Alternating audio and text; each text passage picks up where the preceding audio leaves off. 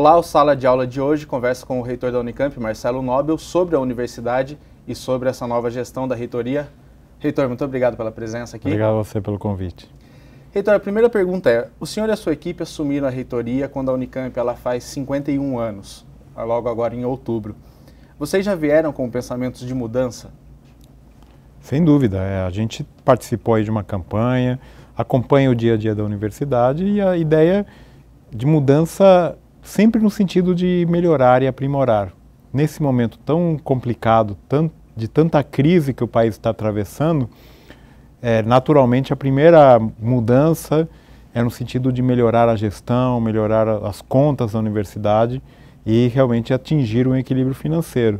Mas certamente as mudanças também são sempre necessárias no sentido do currículo, na melhorias nas pesquisas, em todo o ambiente que cerca a universidade. A mudança é parte da universidade e a gente sempre precisa mudar para melhorar.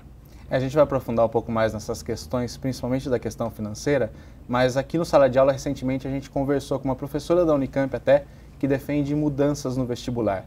Vocês têm, como equipe nova da reitoria, vocês têm essa previsão de fazer alterações em relação às questões, à forma de avaliação das provas?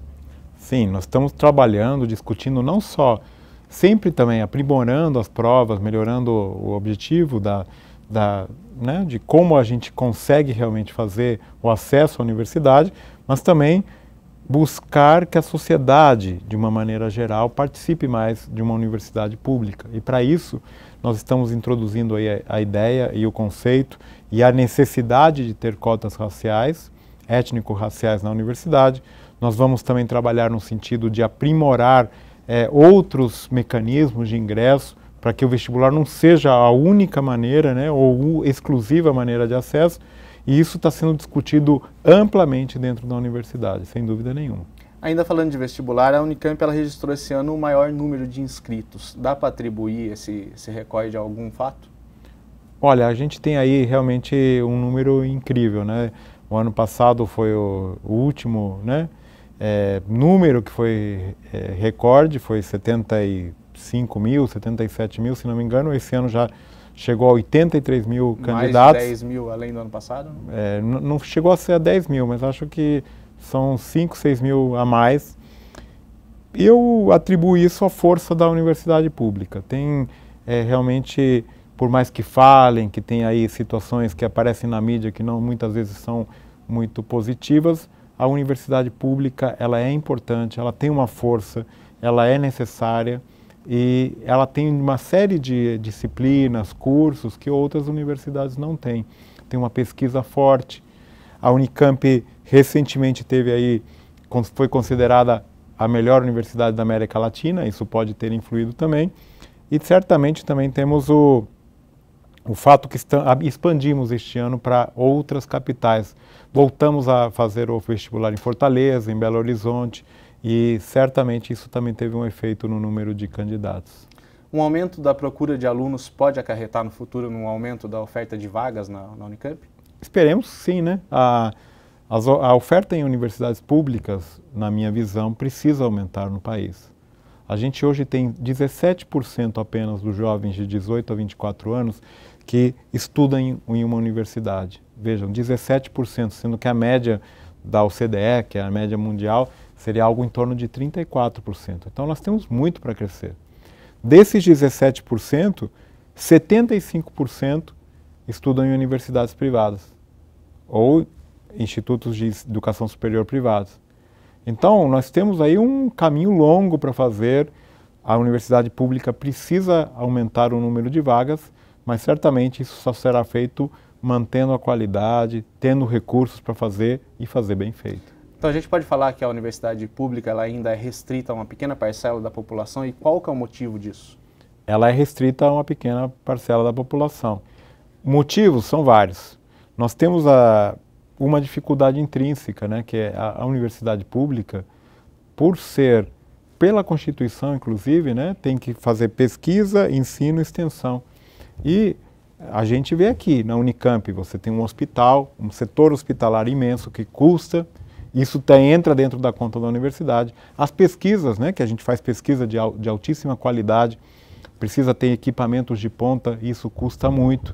Então, realmente a gente tem aí uma possibilidade limitada de atender os jovens e que a gente precisa realmente aprimorar, melhorar, trazer cada vez mais. Mas o custo realmente é um fator importante que precisa ser considerado. Eu, particularmente, acredito que a gente precisa ter universidades também de ensino de extrema qualidade, onde a pesquisa realmente tenha um custo menor, porque isso realmente tem uma implicância muito forte nos custos da universidade. Voltando a falar um pouco de mudanças que a gente começou falando aqui, numa entrevista recente para a Folha de São Paulo, o senhor falou sobre mudanças no currículo. Quais seriam essas mudanças e qual o motivo delas? Bom, o currículo ele é parte fundamental de qualquer curso. A gente precisa ter aí está sempre buscando o que está acontecendo no mundo, como que a gente aprimora a maneira de ensinar, a maneira de aprender. E o mundo, aqui não é novidade para ninguém, tem mudado, né? Aqui hoje temos internet, YouTube, temos novas ferramentas e nós, nas universidades de uma maneira geral, continuamos ensinando e aprendendo da maneira tradicional.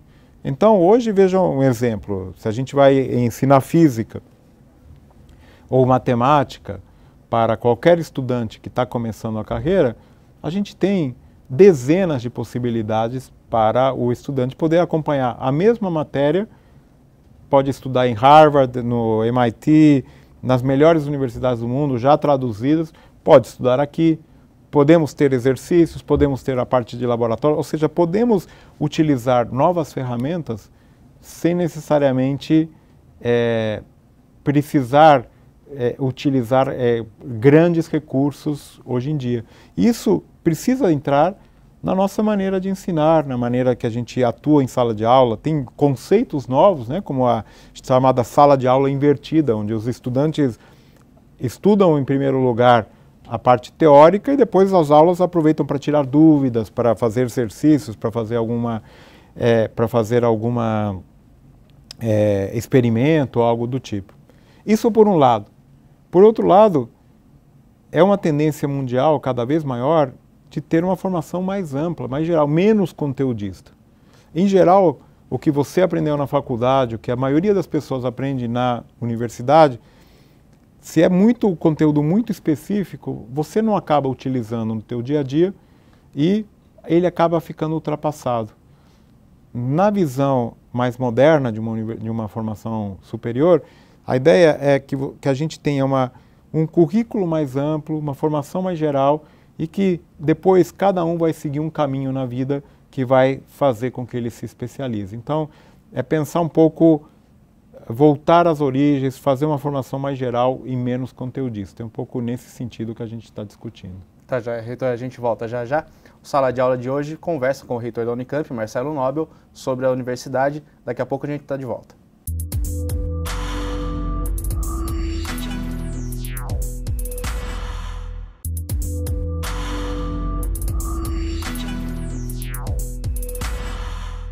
Estamos de volta com o Sala de Aula, que hoje conversa sobre a Unicamp com o reitor Marcelo Nobel. Reitor, uma das questões que vem sendo levantada ultimamente é em relação à parte financeira, o senhor já até citou anteriormente, da Unicamp. Como está a situação hoje da universidade em relação a isso?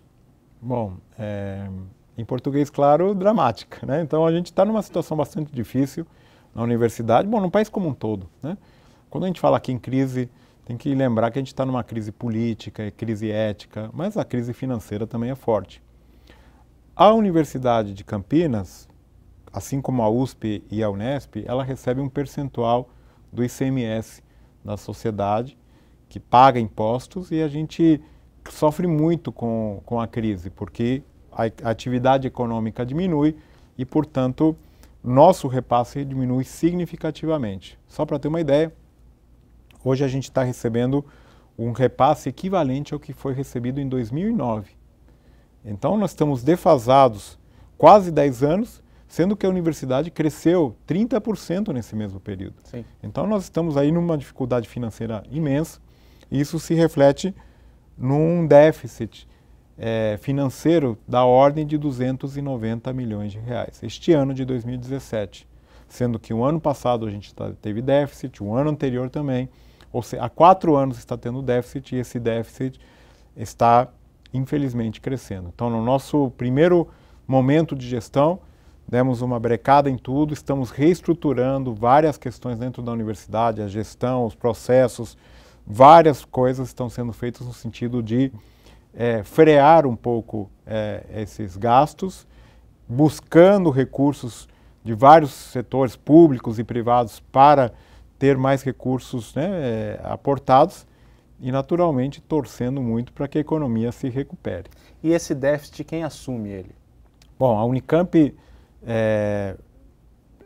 por muitos anos, trabalhou nesse sentido. Então, ela, ao longo de diversos anos, foi formando uma reserva financeira importante. Essa reserva já chegou a ter quase 1,3 bilhões de reais, mas, infelizmente, essa reserva tem sido consumida para cobrir a crise. Então, essa reserva foi consumida.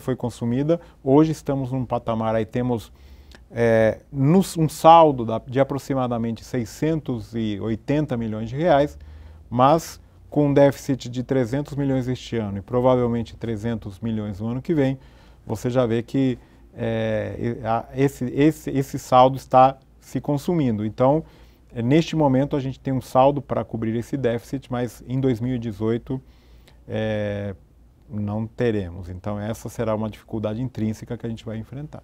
Até para quem está em casa nos assistindo entender, a Unicamp ela não funciona somente com servidores concursados, ela depende de contratos de empresas terceirizadas. Tudo isso tem que ser revisto, né, nessa conta? Sem dúvida, nós estamos fazendo isso, como acontece na casa de cada um. Se você tem pouco dinheiro, a primeira coisa que você vai fazer é renegociar o aluguel, diminuir a conta de luz, de água, e assim nós estamos fazendo.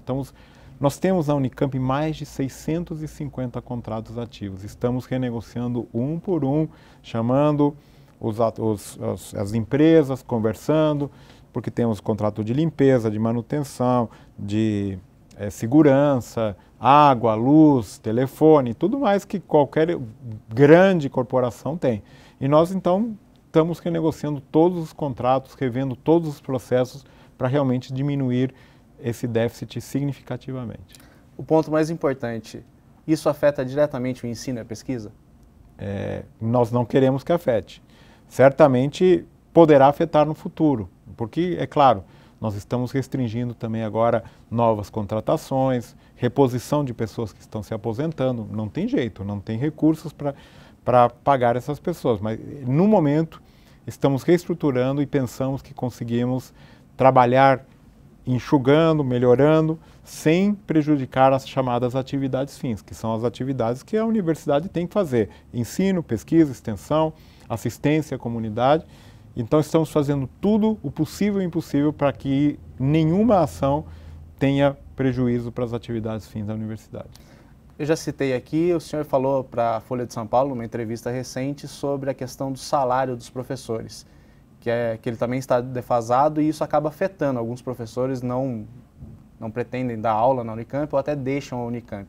Como que é essa situação?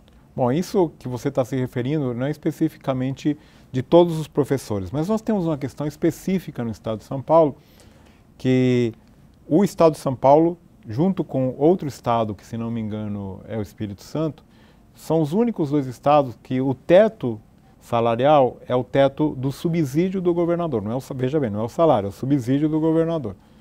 Que no estado de São Paulo está limitado por esse subsídio. Com isso, nós temos essa limitação nos salários. O que acaba acontecendo? Esse subsídio está mantido num valor relativamente baixo e, com isso, professores que às vezes se dedicaram 20, 25, 30 anos na universidade pública, hoje estão com salários batendo nesse teto. E esse teto é 1/3, né, o teto federal é 2/3 superior, desculpa, é 1/3 superior a esse.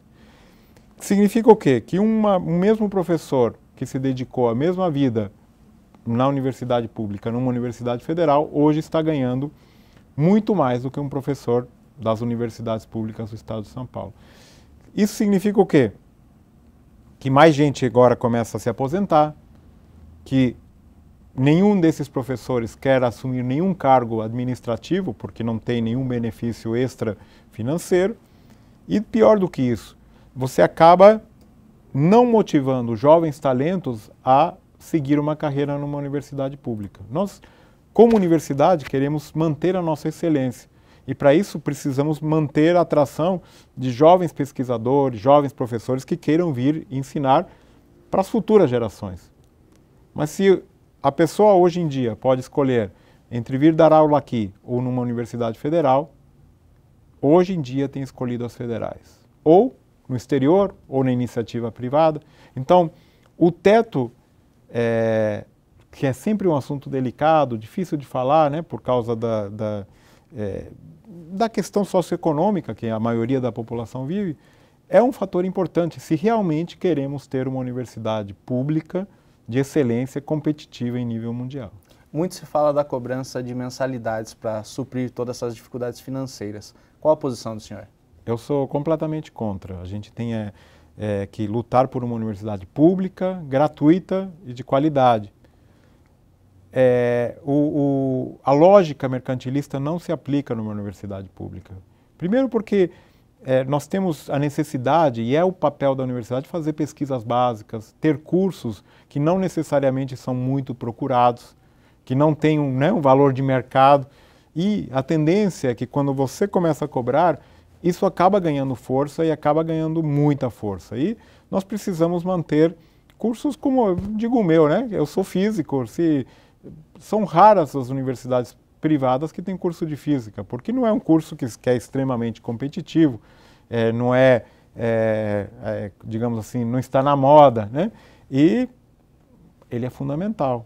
Assim como este, nós temos filosofia, nós temos ciências sociais, nós temos letras e tantos outros que são importantíssimos para a sociedade e que não necessariamente têm uma lógica de mercado. E assim, a gente precisa manter a universidade pública gratuita, com muita qualidade. É uma questão de autonomia para a universidade. Sem dúvida alguma, é uma autonomia e é uma questão de que realmente a universidade, é importante lembrar isso, né? Ela é gratuita, mas ela não é grátis, ela custa e custa muito. Sim.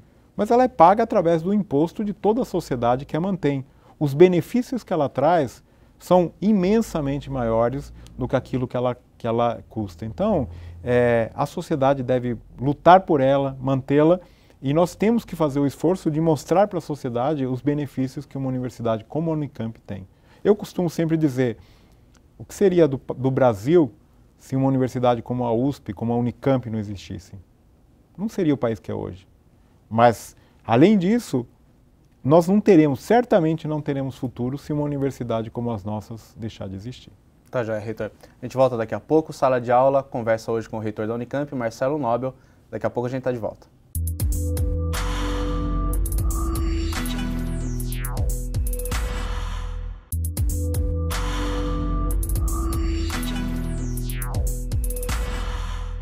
Estamos de volta com a última parte da entrevista com o reitor da Unicamp, Marcelo Nobel. Reitor, o senhor vinha falando sobre a questão de autonomia da universidade ser pública voltada para a população. A questão das cotas, ela pretende justamente aproximar a população que mais precisa realmente de um ensino público e gratuito nas universidades federais? Sim, nós temos essa situação que é bastante peculiar. Como a universidade, como a gente mencionou, né, tem 83 mil candidatos para 3.340 vagas. Então, nós temos, fazendo uma conta simples, menos de 5% dos jovens que prestam vestibular acabam entrando. O que acaba acontecendo? O funil, ele é muito grande. E com isso, ao longo dos anos, a gente acabou privilegiando uma elitização. Você tem os jovens que acabavam indo para ensino médio, fundamental, privado, é que tinham vaga na universidade.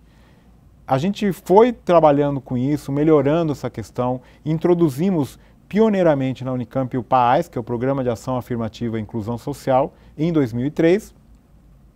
Posteriormente, em 2010, 2011, introduzimos um novo programa, que é o PROFIS, Programa de Formação Interdisciplinar Superior, que busca os melhores alunos das escolas públicas diretamente nas escolas aqui na cidade de Campinas.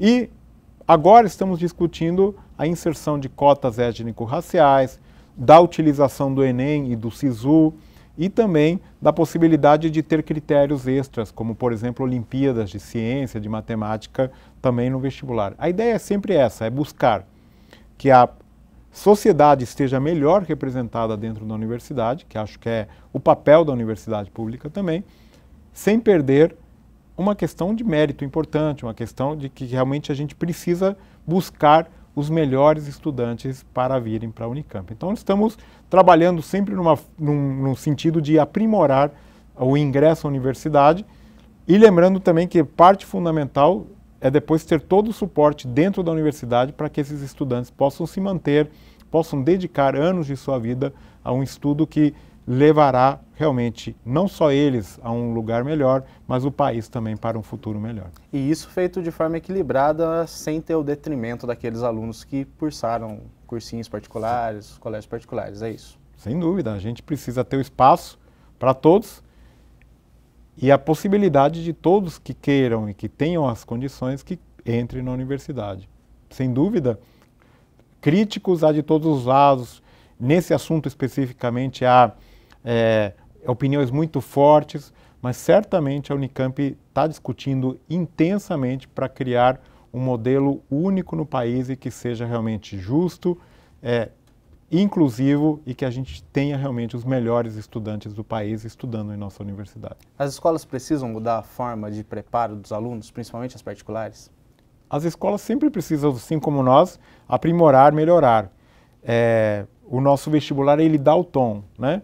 O tom que foi criado desde 1987, com o primeiro vestibular próprio da Unicamp, e é um vestibular extremamente sempre elogiado. A ideia é essa, é sempre que ensinem a pensar, a raciocinar, sem decoreba, né? Sem precisar decorar nada, é simplesmente pensar, refletir, saber ler, saber interpretar textos, saber expressar ideias, esse o conceito que está no nosso vestibular e que continuará sempre válido. Para a gente já começar a encerrar, a Unicamp foi eleita recentemente a melhor universidade da América Latina. Quais fatores levaram a isso? Bom, vários. Temos 51 anos aí de uma universidade jovem, dinâmica, que tem aprimorado sempre o seu ensino, a sua pesquisa, que claro que sem isso não tem esse posicionamento. Mas eu acredito que essa mudança, ou seja, essa ultrapassagem aí da USP, no caso da América Latina, foi realmente a inserção com o setor produtivo, com a sociedade. Nós conseguimos realmente ter a possibilidade de criar uma agência de inovação e que permitiu que a gente tivesse um suporte maior para as empresas que se formam a partir dos nossos estudantes, nossos professores, nossos funcionários. Nós temos um número de patentes que é entre as maiores universidades e empresas do país. Então nós temos um aporte aí do setor produtivo fundamental que entrou neste ranking especificamente e que acredito que tenha sido um fator determinante para colocar a Unicamp nesse primeiro lugar. O senhor tem uma formação em outros países, de pós-graduação, em mestrado e doutorado. Dá para comparar a Unicamp com universidades do exterior? Sim, sem dúvida. A Unicamp está entre as melhores universidades do mundo.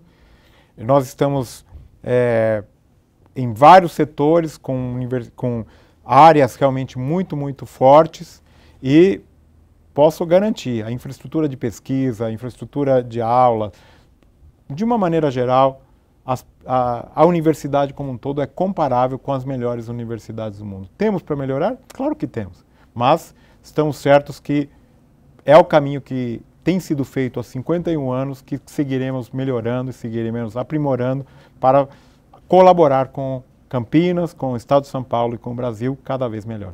Reitor, a gente já está encerrando, tem mais alguma coisa que o senhor gostaria de falar sobre tudo que a gente já debateu aqui? Não, queria agradecer, realmente ressaltar essa ideia que as universidades públicas, como a Unicamp, são um patrimônio da sociedade que a população aqui, especificamente de Campinas, devem lutar para manter e proteger. Tá, Jóia. Muito obrigado. Obrigado. Esse foi o Sala de Aula, que conversou com o reitor da Unicamp, Marcelo Nobel, e a gente se vê num próximo programa.